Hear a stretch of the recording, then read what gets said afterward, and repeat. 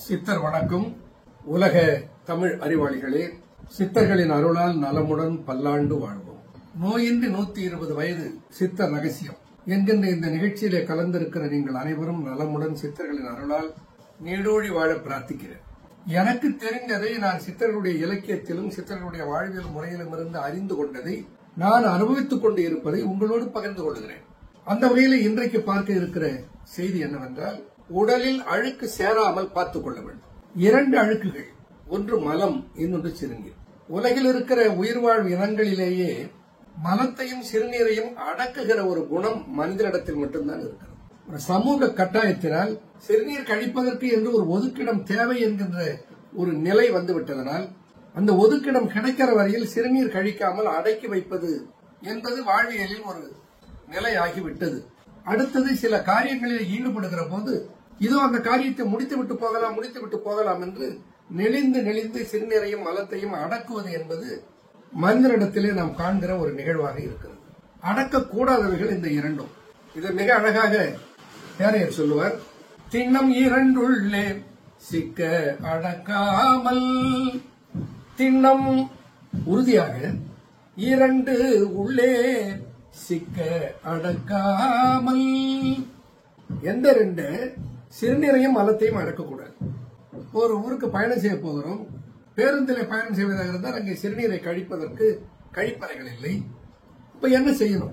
பேருந்தில் பயணம் செய்ய துவங்குவதற்கு முன்னால் கழிப்பறைக்கு சென்று சிறுநீரை கழித்து விட்டு வந்துவிட வேண்டும். அப்ப நாம சிறுநீரை தேக்க போவதில்லை. நாம புரிந்து கொண்டு சூழ்நிலைக்கு ஏற்றாற் போல சிறுநீரை தேக்காமல் இருப்பதற்கு என்ன செய்ய வேண்டுமோ அதை கடைபிடிக்க வேண்டும். அப்படி சிறுநீரை தேக்கினால் என்ன ஆகும், மலத்தை தேக்கினால் என்ன ஆகும்?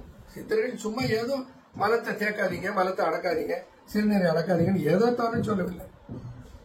சிறுநீர் பையில் சிறுநீர் தேங்கினால் அந்த தேங்கி இருக்கிற சிறுநீரில் இருக்கிற அசுத்தங்கள் திரும்ப உடலுக்குள்ளே உறிஞ்சப்படுகிற வாய்ப்பு இருக்கிறது. அதுபோல மலம் தங்கினால், மலம் கழியாமல் மலம் தேங்கினால் அந்த மலத்திலே இருக்கிற அசுத்தங்கள், மலத்திலே இருக்கிற கிருமிகள் கூட மீண்டும் உள்ளே உறிஞ்சப்படுகிற வாய்ப்பு ரெக்டல் அப்சார்ப்ஷன் என்று சொல்வார்கள். செமி சாலிடாக அரை திரவ வடிவத்திலே குழகுழவென்று மலக்குடலை வந்து அடைகிற மலம் எப்படி இருக்கிறது என்றால் அதில் இருக்கிற நீர் மீண்டும் உள்ளே உறிஞ்சப்படுகிறது.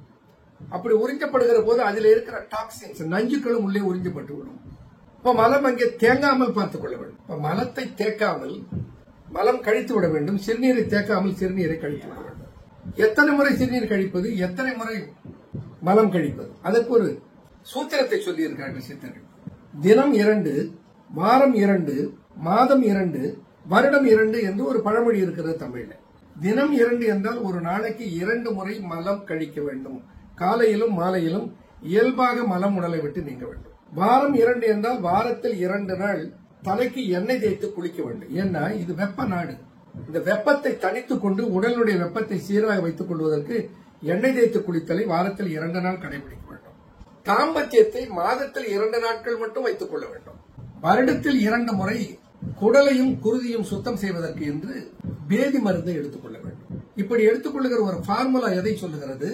மலம் ஒரு நாளைக்கு 2 முறை உடலில் இருந்து நீங்க வேண்டும். மலம் கழித்தல், அருநீர் இருமலம் என்பது தமிழுடைய தாற்பயம். அது என்ன அருநீர் இருமலம்? ஒரு நாளைக்கு 6 முறை சிறுநீர் நீங்க வேண்டும், 2 முறை மலம் கழிய வேண்டும். 6 முறை சிறுநீர் நீங்கி 2 முறை மலம் கழிந்தால் அந்த உடல் ஆரோக்கியமாக இருக்கிறது என்பதற்கு அது சான்று.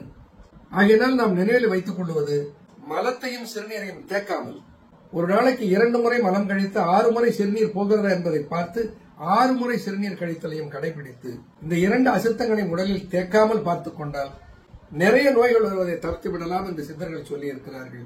இது மிக சிரமம் அல்ல, எளிதில் இதை கடைபிடிக்கலாம். இதை கடைபிடிக்க வேண்டும் என்ற ஒரு கருத்தை மட்டும் மனதில் நீங்கள் திண்ணமாக கொண்டு விட்டால் இதை நிச்சயமாக கடைபிடிக்க முடியும்.